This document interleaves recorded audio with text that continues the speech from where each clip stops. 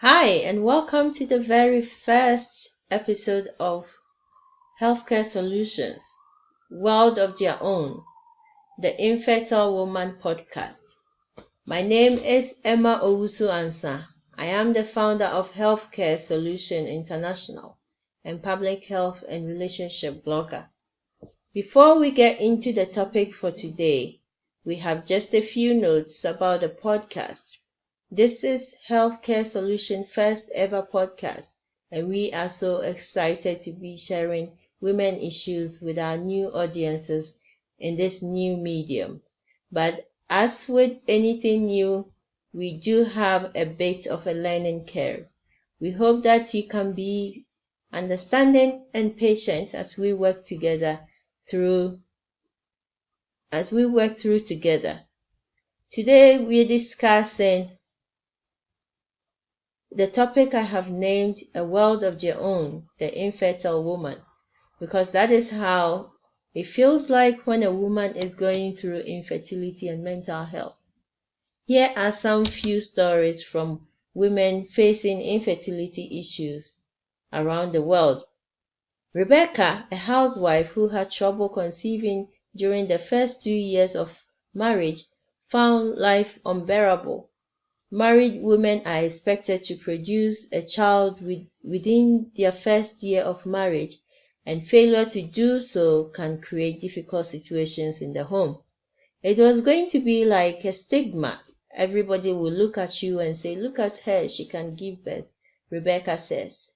And in our culture, if you marry, you must give birth.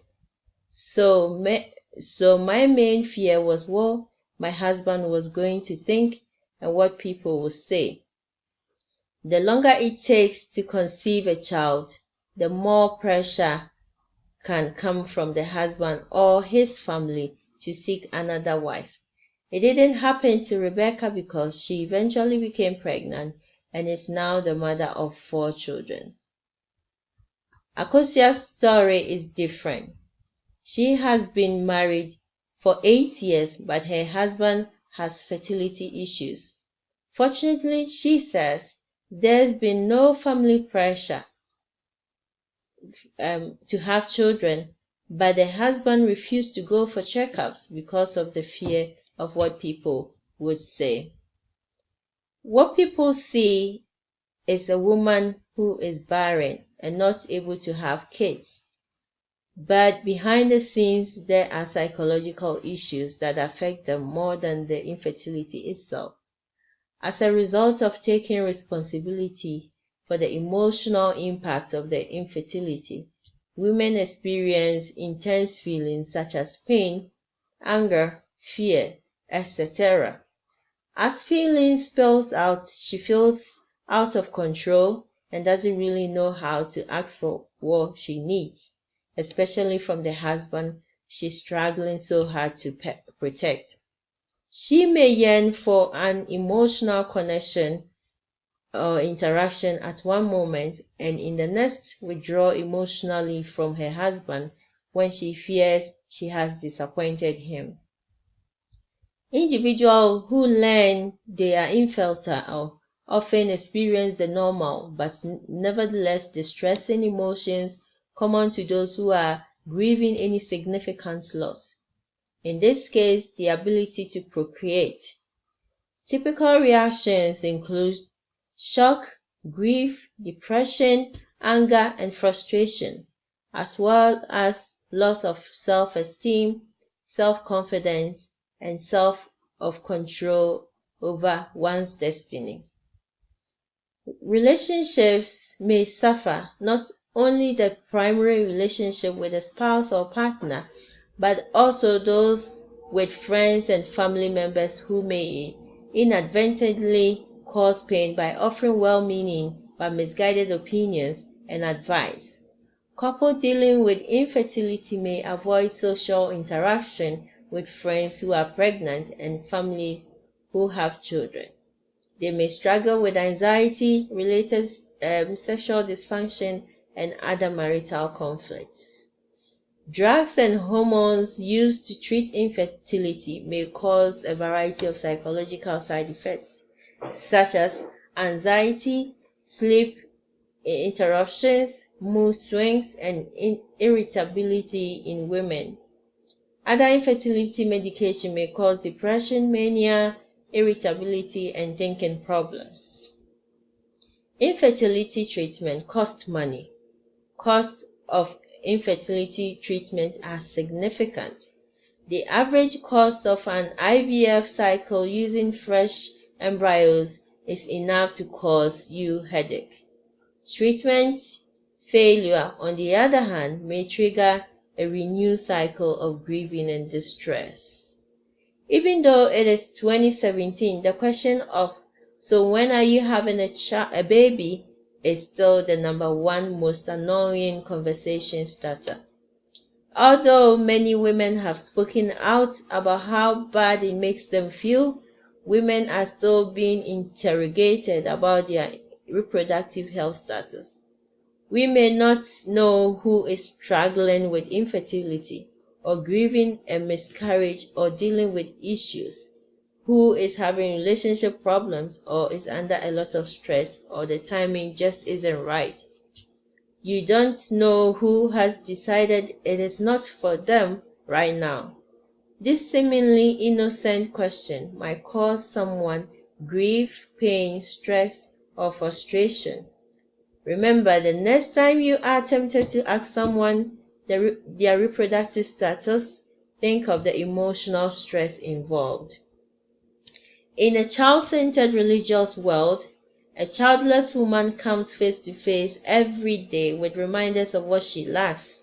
At every school bus stop, supermarket, clothing store, church, and in every conversation.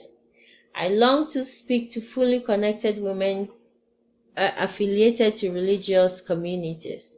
I know weddings, christenings, or any gathering for that matter can be uncomfortable, but be happy and share in their success. Women love to talk about their lives. If they are parents, they talk about their children incessantly. It is not that they are doing it to hurt anyone. People just don't take that extra step to stop and think, if I say this, will it affect the next person? I just try to listen and push my pain aside. And to you, my friend, I share with you this poem. A friend forgive the sensitive barren woman. A friend forgive when I couldn't share in your happiness. When you told me you were expecting. Forgive when I gave excuse just to avoid your child christening.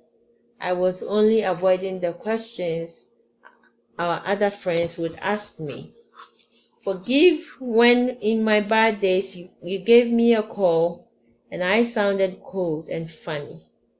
Forgive when I suddenly went quiet during conversation when you and our other friends were sharing the joy of your kids. Forgive when I try to advise you on how to treat your kids when I do not have any experience. Forgive my husband if you always get the lion's share of my frustrations. Forgive if you have ever seen my tears. That's because I couldn't help it.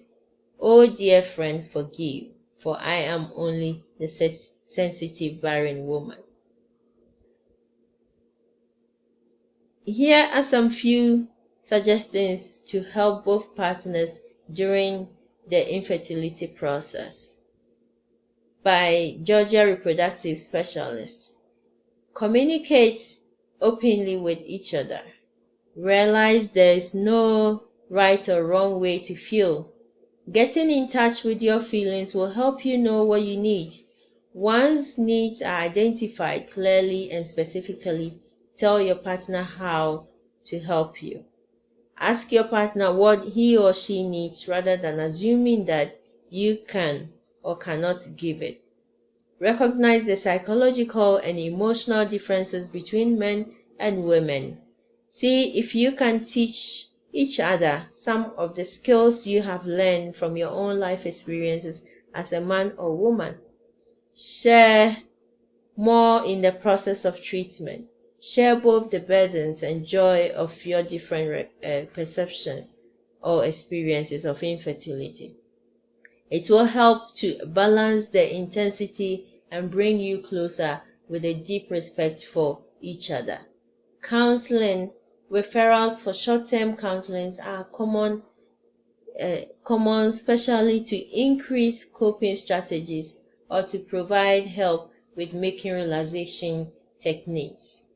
Given that infertility and its treatment often cause considerable stress, experts recommend various relaxation techniques. For example, mindful meditation, deep breathing, guided imagery, and yoga promote stress management. Thank you so much for listening. That's all we have for this episode of Healthcare Solutions World of Their Own podcast. If you'd like to join in the conversation on this podcast, let us know. Join us on healthcaresolution.com/podcast or email me at amypublichealth@gmail.com. Thank you so much.